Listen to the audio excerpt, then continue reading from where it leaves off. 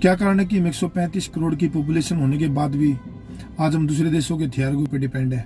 वही America, Russia, Israel से हम हथियार लेते हैं। गूगल, फेसबुक, व्हाट्सएप, इंस्टाग्राम, एक का चाइनीज ऐप, टिकटॉक जैसे उन्हीं ऐपों के ऊपर डिपेंड है। क्यों हम अपने ऐप नहीं बना पा रहे हैं? क्यों हम अपने हथियार नहीं बना पा रहे हैं? क्यों हम नई नई इनोवेशन नहीं कर पा रहे हैं? उसका कारण है हमारा एजुकेशन सिस्टम। क्योंकि हमारा एजुकेशन सिस्टम इतना पुराना हो चुका है, उसमें समय के साथ कोई बदलाव ही नहीं किया गया। आजकल कोई भी ऑपरेटिंग सिस्टम होता है वो साल 2 साल में पुराना हो जाता है। लेकिन आप देखिए, आज भी हम इतनी मोटी मोटी हिस्ट्री की किताबें पढ़ते हैं, जबकि आजकल तो गूगल का टाइम है। हम चाहे तो 1 मिनट में पता लगा सकते हैं अपने देश की नहीं पूरी दुनिया की हिस्ट्री को। तो हमारे को पढ़ने की क्या जरूरत है? उन चीज़ों को याद रखने की क्या जरूरत है? हमारे को स्किल्स जो होती है ना, स्किल्स के ऊपर कोई काम नहीं करवाया जाता। यहाँ पे सबका बेसिक चलता है, मेडिकल, नॉन मेडिकल और आर्ट।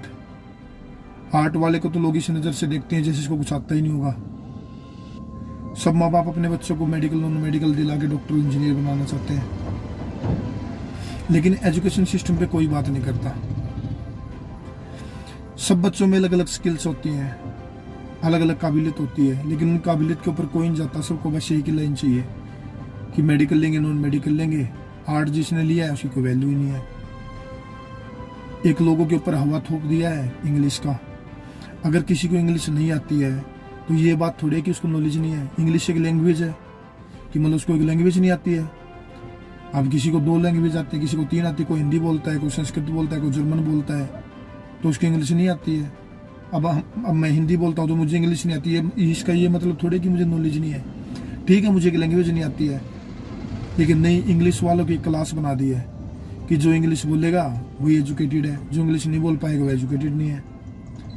और हम किसी को भी कोई भी चीज़ समझाएंगे, कोई चीज़ पढ़ाएंगे तो हम जो अपनी मातृभाषा में जो चीज़ें कर सकते हैं। आप देख लीजिए चाइनीज को, उनके देश में उनकी भाषा चलती है। रशिया को देख लीजिए आप, रशियन लैंग्वेज चलती है। जो इतनी डेवलप कंट्री हो रही है वो सब अपनी खुद की लैंग्वेज यूज करते हैं, बस हमारे ऊपर इंग्लिश को थोप दिया है। अभी क्या है कि एजुकेशन सिस्टम में अगर हर बच्चे को उसकी काबिलियत के हिसाब से, इनोवेशन के हिसाब से, वो उस बच्चे के नेचर के हिसाब से अलग अलग फील्ड में डाला जाएगा तो ही कुछ रिजल्ट, आउटपुट निकल के आता है। अगर आप सांप को, घोड़े को, हाथी को, शेर को, चिड़िया को, सबको ये बोलेंगे कि भागो और पेड़ के ऊपर चढ़ जाओ, तो सब तो यही बोलेंगे ना। वो तो यही सोचते रहेंगे बहुत सारे तो कि हमारे अंदर काबिलियत नहीं है, हम नाकारा, हम निकम्मे हैं, हम पेड़ के ऊपर चढ़ नहीं पा रहे हैं। अरे सबका अलग अलग यूज है ना। हाथी है, उसके अंदर बल है, शेर के अंदर ताकत भी है और तेजी भी है, तो हर चीज का अलग है। सांप का अलग मेथड है, चिड़िया उड़ सकती है अगर दौड़ नहीं सकती तो हमारे यहाँ भी होता क्या है कि सबको एक ही लाइन में खड़ा कर दिया जाता है। उनमें से ज़्यादातर बच्चे ये सोचते कि नाकारा और निकम्मे है। हमारा सबसे ज़रूरी है हमारा एजुकेशन सिस्टम के अंदर बदलाव। अगर हमारा एजुकेशन सिस्टम इतना अच्छा होता तो हमारे जितने भी मंत्री हैं, एमएलए, एमपी, जितने बड़े बड़े बिजनेसमैन हैं, इनके बच्चे क्यों बाहर जाके पढ़ते हैं? यूएस में, जर्मनी में, स्विट्जरलैंड में क्यों जाते हैं वो? क्योंकि उनको पता है कि वहाँ का एजुकेशन सिस्टम बेटर है हमारे यहाँ की बजाय। हमको वही चीज़ें जो आज से 40-50 साल पहले जो सिलेबस उसमें हल्का फुल्का थोड़ा बहुत उसके अंदर चेंज कर दिया, नहीं तो वही चल रहा है।